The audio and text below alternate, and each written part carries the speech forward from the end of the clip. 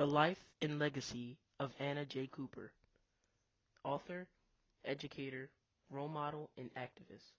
Biographical information. Anna Annie Julia Cooper was born into enslavement in Raleigh, North Carolina in 1858 to Hannah Stanley Hayward, an enslaved woman in the home of prominent Wake County landowner George Washington Hayward. Cooper's academic excellence enabled her to work as a tutor for younger children, which also helped her pay for her educational expenses. After completing her studies, she remained at the institution as an instructor. She attended Oberlin College in Ohio on a tuition scholarship, earning a BA in 1884 and a master's in mathematics in 1887. A voice above the rest.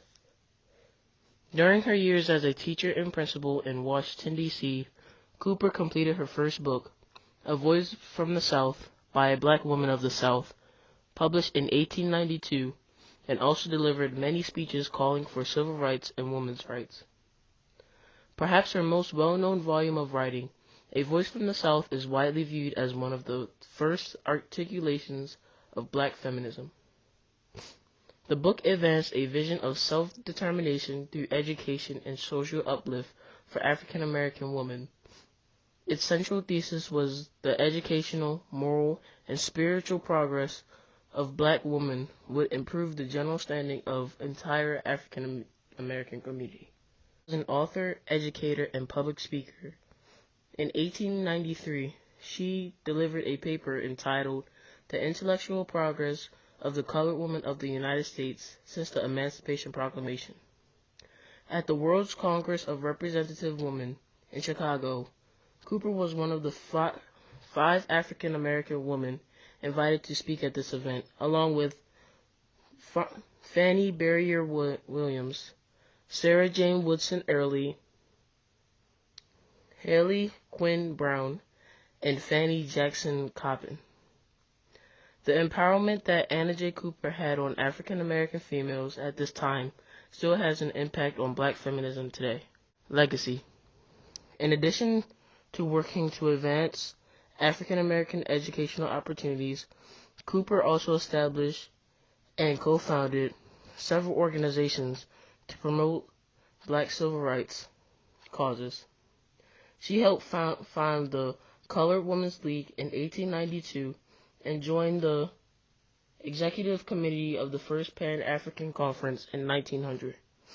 Since the Young Women's Christian Association, YWCA, and the Young Men's Christian Association, YMCA, did not accept African American members, she created colored branches to provide support for young black migrants knowing from the South into Washington, D.C. Alive but never forgotten.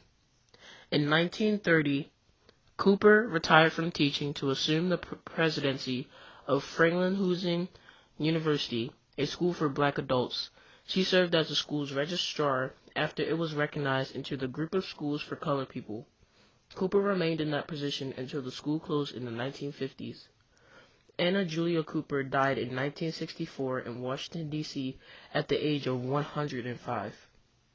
Leaving this earth, she created an impact on colored people for generations to come. Anna J. Cooper, August 10, 1858 to February 27, 1964. Cooper was an American author, educator, and one of the most prominent African American scholars in United States history. She received her master's degree in mathematics from Oberlin College and a PhD in history from the University of Paris-Sorbonne in 1924, making her one of the first African American women to earn a doctoral degree. She went on to become a prominent educator and published her first book, A Voice from the South, by a woman of this. Quote to think on. Here you will see a quote from Anna J. Cooper that can be applied to your everyday life. The colored woman of today occupies, one may say, a unique position in this country. In a period of itself transitional and unsettled, her status seems one of the least ascertainable and definitive of all the forces which make for our civilization. She is confronted by both a woman question and a race problem.